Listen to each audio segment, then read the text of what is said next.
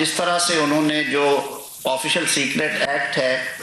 اس کی جو متعلقہ شقیں ہیں ان کا مذاق اڑایا اور اس کی تصدیق کی، اور جس طرح سے انہوں نے اپنی حکومت کو طول دینے کے لیے پاکستان کے بین الاقوامی تعلقات کی بھی فکر نہ کی، اور اس حد تک بھی گئے کہ اس کو بنیاد بنا کے پاکستان کی منتخب قومی اسمبلی کو تحلیل کر دیا گیا ایک سو کالڈ رولنگ کے ذریعے، اور پھر یہ معاملہ عدالت عظمیٰ میں گیا۔ آپ سب نے اس کو دیکھا، اسے رپورٹ کیا، اس پہ پھر ایک مفصل فیصلہ آیا جس کے ذریعے قومی اسمبلی کی تحلیل کو غیر آئینی قرار دیا گیا۔ اور یہ جو سائفر کا معاملہ تھا یہ وہاں پہ بھی ڈسکس ہوا تھا اگر آپ کو یاد ہو، اور یہ پلی لی گئی اس وقت کی حکومت کی طرف سے کہ یہ بیرونی سازش کے نتیجے میں کیونکہ عدم اعتماد کی تحریک پیش ہوئی، اس لیے اس رولنگ کو ہم نے رولنگ کے ذریعے اس نو کانفیڈنس موشن کو ہم نے ڈسمس کر دیا۔ پھر اس کے بعد ایک انکوائری آتھورائز کی کابینہ نے، اس انکوائری میں انہیں بھرپور موقع دیا گیا جس کے جواب میں انہوں نے کبھی بھی مناسب نہ سمجھا کہ اسے سنجیدہ طور پہ اس کا دفاع کریں۔ وہ انکوائری پھر انویسٹیگیشن میں کنورٹ ہوئی، اور اسی نگران حکومت کے دور میں جو چالان تھا وہ عدالت میں آیا اور اس پہ ٹرائل شروع ہوا۔ آپ نے وہاں پہ بھی دیکھا ہوگا کہ کس طرح سے ٹرائل پروسیڈنگز کو قانون کے اندر رہتے ہوئے تو آپ کا حق ہے کہ آپ تمام قانونی آپشنز استعمال کریں۔ آپ کو اگر کوئی آرڈر پسند نہیں آتا، آپ نے اس کیس میں بھی دیکھا اسلام آباد ہائی کورٹ نے وہ کیس ریمانڈ کیا کہ قانون اور آئین میں جو چیزیں، جو گارنٹیز، جو سیف گارڈز دیے گئے ہیں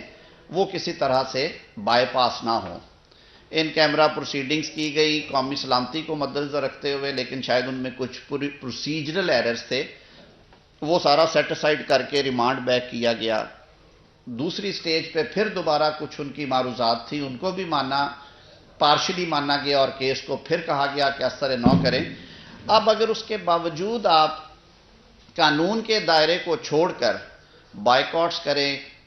ایسے تاخیری حربے استعمال کریں جن کی قانون میں اجازت نہیں ہے، تو ظاہر ہے پھر عدالتوں کو مذاق تو نہیں بننا۔ عدالت نے پھر اپنا قانونی رستہ لینا ہوتا ہے، پھر کہتے ہیں کہ لا شیل ٹیک اٹس اون کورس۔ اس کیس میں بھی جہاں تک قانون کے ایک طالب علم کے طور پہ مجھے سمجھ آتی ہے، انہوں نے high court rules and order اور سی آر پی سی کی جو پروویژنز ہیں ان کو ایکسرسائز کرتے ہوئے بالآخر عدالت نے انہیں وکلاء فراہم کیے، اسٹیٹ کاؤنسلز پرووائڈ کیے گئے، ان سے بھی فائلیں چھین کے جس طرح دیواروں پہ ماری گئیں، لیکن تمام گواہان کے بیان کیونکہ ریکارڈ ہو چکے تھے، ان پہ جرح نہیں کی جا رہی تھی، تو پھر عدالت کے پاس اور کوئی ایسی چوائس نہیں رہتی۔ آج بھی جو جتنی پروسیڈنگز آپ لوگوں کے ذریعے ہم تک پہنچی ہیں وہ یہی ہیں کہ بانی پی ٹی آئی نے ایک مفصل بیان بھی دیا ہے کافی تفصیلی، جس میں وہ بہت ساری چیزیں انہوں نے مانی بھی ہیں، سائفر کا ہونا، سائفر کا گم جانا، سائفر کے کنٹینٹس کے حوالے سے، لیکن وہ اس بات پہ بھی بضد رہے کہ یہ کوئی کرمنل افینس نہیں بنتا۔ بہرکیف سزا جزا کا معاملہ جو ہے وہ عدالت اور ملزم کے درمیان ہوتا ہے، اس کے اوپر نہ کسی کو داد تحسین دینے کی ضرورت ہے، نہ کسی کو سے شرمناک کہنے کی ضرورت ہے، کیونکہ اس کے لیے آپ کے پاس ایک فورم موجود ہے جسے ہم اپیل کا فورم کہتے ہیں۔ اور پہلے بھی اسی کیس میں اگر انٹرم آرڈرز جو ہیں وہ اپیل میں گئے اور ملزمان کے حق میں فیصلے بھی آئے، کبھی ان کے حق میں فیصلے نہیں بھی آئے، تو اس حوالے سے میں سمجھتا ہوں کہ اسے ایک پیور عدالتی معاملہ سمجھتے ہوئے کسی قسم کے رد عمل کی اس لیے ضرورت نہیں ہے کہ قانون کے مطابق کارروائی ہو اور پھر قانون کے مطابق جزا سزا ہو، تو ہمارا آئین بھی یہ کہتا ہے کہ ایسی صورت میں اس پہ سر تسلیم سرنگو کرنا چاہیے اور اپنے لیگل رائٹس جو ہیں جس کے بھی ہیں انوالوڈ اس میں، آپ وہ ایکسرسائز کر لیں۔ تو اس حوالے سے جو وہ کہتے ہیں نا کہ آپ جو کرتے ہیں آپ کو ان کے کانسیکوینسز کا علم ہوتا ہے یا ہونا چاہیے، یہ کوئی ایکسکیوز نہیں ہوتا کہ آپ ایک انتہائی حساس معاملے میں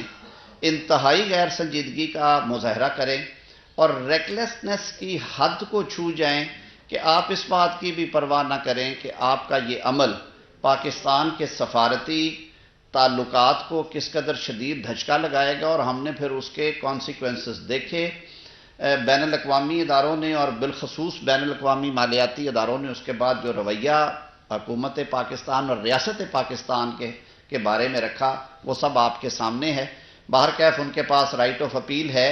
آپ جیسا کرتے ہیں ویسے ہی آپ بھرتے ہیں۔ بہت شکریہ جی۔ اعظم صاحب یہ بتائیے گا کہ آپ نے بات کی کہ بنیادی حقوق کے حوالے سے آرٹیکل 90 اور 90A اس حوالے سے ہے، آرٹیکل 10 بھی ہے، فیئر ٹرائل کا حق بھی ہے، اور اس کے ساتھ ساتھ قانون میں اس بات کی بھی گنجائش موجود ہے کہ ہر شخص لیول پلینگ فیلڈ کے تحت اپنی انتخابی مہم چلائے اور الیکشن کرے۔ کیا قانون میں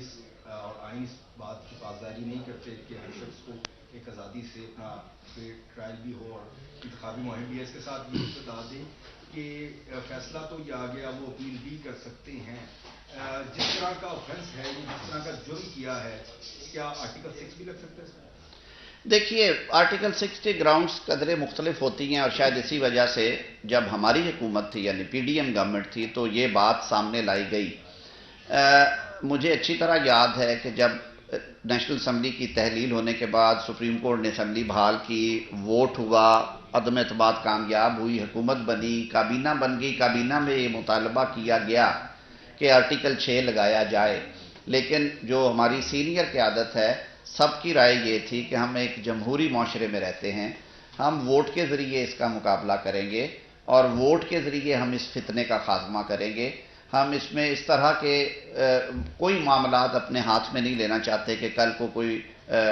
وکٹم بن کے اپنے آپ کو عوام کے سامنے پیش کرے۔ آپ نے بات کی لیول پلینگ فیلڈ کی، تو اس کے لیے پاکستان تحریک انصاف عدالتوں میں گئی، انہیں ریلیف ملا، جہاں پہ نہیں بنتا تھا انہیں نہیں بھی ملا۔ سپریم کورٹ میں بھی یہ معاملہ لے کے گئے اور سپریم کورٹ کے سامنے رکھا۔ آپ نے پوری قوم نے لائیو ٹرانسمیشن پہ دیکھا کہ عدالت نے جو ان کے وکلاء سے سوالات کیے کہ آپ ہمیں انسٹنسز بتائیں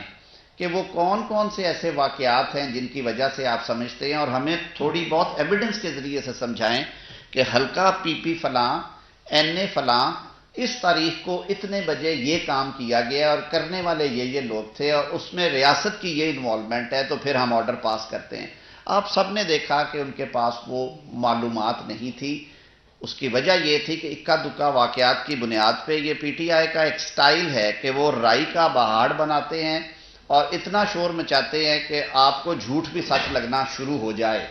تو عدالتوں میں یہ بات نہیں چلتی۔ یہ بات سوشل میڈیا پہ چل سکتی ہے جہاں پہ فوری جواب دینا ممکن نہیں ہوتا، یہ بات ٹرانسمیشنز میں چل سکتی ہے، آپ ون آن ون کہیں بیٹھے باتیں کر رہے ہیں، لیکن عدالت میں کیونکہ آپ نے عدالت کو سیٹسفائی کرنا ہے ریکارڈ کے مطابق، شہادت کے ذریعے سے، دستاویزی ہو یا زبانی ہو یا واقعاتی ہو، تو وہاں پہ آپ نے دیکھا کہ ان کے پاس جب کچھ نہیں تھا انہوں نے کہا کہ جی ہم درخواست واپس لیتے ہیں، ہم اب اس کو پرسو نہیں کریں گے۔ تو یہ طریقہ نہیں ہے، ایلیگیشنز پہ ایلیگیشنز لگائیں لیکن پھر اس کو رپورٹ کریں۔ آپ کے پاس ایک میکنزم ہے، الیکشن کمیشن نے ایک سیل بنایا ہوا ہے، ہائی کورٹس موجود ہیں۔ ہم نے تو میرے خیال میں گزشتہ 2 سالوں میں جتنا کھل کے ریلیف پاکستانی عدالتوں سے پاکستان تحریک انصاف کو ملا ہے اور پاکستان تحریک انصاف کے چیئرمین بانی کو ملا ہے، شاید کسی اور شخص کو نہ ملا ہو۔ اس کے باوجود جی آپ کہہ رہے ہیں کہ یہ پیور عدالتی فیصلہ ہے اور عدالتوں کے فیصلوں کا احترام کرنا چاہیے، کیا آپ نے مشورہ نہیں دیا تھا پی ڈی ایم کی گورنمنٹ کو کہ آپ گورنمنٹ میں ہوتے ہوئے سپریم کورٹ کے باہر احتجاج نہ کریں اور چیف جسٹس کے خلاف غیر اخلاقی نعرے نہ لگائے جائیں؟ آپ نے مشورہ نہیں دیا تھا؟ اور دوسرا میرا سوال یہ ہے کہ کیا آپ نے کہا کہ سائبر کیس کے بعد ہمیں مالیاتی اداروں سے بڑی مشکل پیش آئی پیسے لینے، تو کیا ڈالروں کے لیے غیر ملکی قوتوں کو اجازت ہے کہ ہمارے اندرونی معاملات میں مداخلت کریں؟ آپ کے دوسرے سوال کا جواب پہلے دوں گا۔ پاکستان کی اعلیٰ ترین عدالت میں عدالت نے بارہا پوچھا ان سے کہ آپ ہمیں مٹیریل دیں، ایون ان کیمرہ ہی دے دیں۔ امریکی سازش کے نعرے سے زیادہ بھونڈا اور بے بنیاد نعرہ شاید آج تک ہی کسی سیاسی جماعت نے لگایا ہو، اور ہمیں دکھ اور افسوس کے ساتھ یہ بات کہنا پڑتی ہے کہ آپ اپنی 1 سال کی یا 1.5 سال کی حکومت بچانے کے لیے پاکستان کے سفارتی تعلقات کو داؤ پہ لگاتے ہیں، پاکستان کو سفارتی طور پہ آئسولیٹ کرتے ہیں، اور آپ نے فائدہ کیا لینا تھا کہ آپ نے عوام میں ایک جھوٹا میسج دیا۔ اب یہ دودھ کا دودھ اور پانی کا پانی ہوا ہے نا یہ ٹرائل اگر نہ ہوتا، یہ ساری جو ایویڈنس ہے کسی کے سامنے نہ آتی. انہوں نے خود آپٹ کر لیا کہ جی آپ ان کیمرہ پروسیڈنگز نہ کریں. آپ سب نے وہ گواہوں کے بیانات سنے، اعظم خان کا بیان آپ پڑھیں، آپ اسد مجید کا بیان پڑھیں، آپ فیصل ترمذی کا بیان پڑھیں. یہ بات روز روشن کی طرح عیاں ہے کہ اس وقت کے چیئرمین پی ٹی آئی نے یہ سارا کھیل کھیلا، اور آڈیو لیکس نے تو اس کا بھانڈا ہی کھول دیا تھا، جس میں انہوں نے کہا تھا کہ کھیلنا اس کے ساتھ. بھائی اللہ تعالیٰ اس ملک کی حفاظت کرے، خدا کے واسطے قومی سلامتی کے معاملات میں تو سنجیدگی کا اظہار کریں. مانا کہ آپ کی سیاست کا ایک سٹائل ہے کہ آپ لوگوں کو دیواروں میں چنوا کے اور لوگوں پہ منشیات کے کیسز بنوا کے اور انہیں جیلوں میں بند کر کے حکومت کرنے کے قائل ہیں، لیکن خدا کے لیے جہاں قومی سلامتی کا، پاکستان کی سفارتی ایک ہسٹری ہے ہماری مختلف بلاکس کے ساتھ، اور جو ویسٹرن بلاک ہے، امریکن بلاک ہے، وہ ایک امپورٹنٹ بلاک ہے، جیسے ہماری چائنا کے ساتھ برادرانہ تعلقات ہیں. وہاں پہ ہمیں بہت احتیاط سے کام لینا چاہیے. اور آپ جب حلف لیتے ہیں، آپ روز سنتے ہیں کہ جب وزرائے اعظم کے یا صدر کے یا گورنرز کے یا وزرائے اعلیٰ کے اور وزراء کے حلف ہوتے ہیں، وہاں پہ آئین ہمیں پابند کرتا ہے کہ ہم اللہ کو حاضر ناظر جان کے یہ حلف لیتے ہیں کہ میں کوئی ایسی معلومات جو مجھے کار سرکار کے حوالے سے میرے تک پہنچی ہو وہ میں کسی تک نہیں پہنچاؤں گا، اور میں پاکستان کی سلامتی اور پاکستان کی بقا کے لیے اور پاکستان کی بہتری کے لیے کام کروں گا، اور اس منصب کو اپنے ذاتی مقاصد کے لیے استعمال نہیں کروں گا. آپ الیکٹڈ پرائم منسٹر ہیں، آپ جلسوں میں جا کے ایک کاغذ لہرا رہے ہیں اور بعد میں کہہ رہے ہیں وہ خالی کاغذ تھا، اور آپ کہہ رہے ہیں کہ جی یہ سازش ہے، دیکھیں مجھے نکالنے کی سازش ہے. بھئی کون سی ایسی سازش تھی؟ یہ میں کہتا ہوں کہ جیسا آپ بوئیں گے ویسا کاٹیں گے. میں بالکل خوش نہیں ہوں. میں اس حوالے سے کہوں گا کہ وہ کہتے ہیں نا کہ اپنا دشمن مرے تے خوشی نہ کریے، سجنا بھی مر جانا ہو. ہم تو خود بہت سارے پروسیسز میں گزر کے آئے ہوئے ہیں، لیکن بات کا بتنگڑ نہیں بننا چاہیے. آپ نے اگر ایک کام غلط کیا ہے اور قانون اگر اس کی گرفت کرتا ہے تو گرفت کرنی چاہیے. ہاں، آپ کو اگر پروسیجرز پہ کسی قسم کا ہے تحفظات ہے، طریقہ کار پہ تحفظات ہے، آپ کے پہلے بھی آپ عدالت میں جاتے رہے. آج بھی انہوں نے پہلے شوشا یہ سنا تھا میں نے کہ وہ عدالت میں جا رہے ہیں، لیکن بعد میں پتہ چلا کہ انہوں نے خود اسے ڈیلے کیا. شاید وہ ٹائمنگ ایسی چاہتے تھے کہ اس طرح کا کوئی فیصلہ آنے والا ہے تو پھر آنے دے. لیکن بات یہ ہے کہ چیزوں کو بہت سنجیدہ لینا چاہیے. اتنے بڑے آفیسز پہ اس سے بڑا جمہوری آئینی منصب پاکستان میں نہیں ہے وزیر اعظم سے بڑا، تو جو اس کے تقاضے ہیں میرے بھائی ان کا تو خیال رکھنا چاہیے. طارق صاحب یہ بتا دیں، جب ڈاکومنٹ ڈی کلاسیفائڈ ہو جائے، ان کی کابینہ نے ڈی کلاسیفائڈ کیا تھا، پھر اس جرم کی یہ سزا بنتی ہے جب پبلکلی اجازت دے دی کابینہ نے کہ آپ پبلک کر سکتے ہیں؟ یہ بات ہی تو آپ دیکھیں کہ اس کی باریکی میں جائیں، یہ اس حوالے سے ڈی کلاسیفائی ہوا ہی نہیں ہے. ڈی کوڈ ہوا، ڈی کلاسیفائی ہو سکتا نہیں تھا کیونکہ آپ کا جو لا ہے وہ اجازت نہیں دیتا.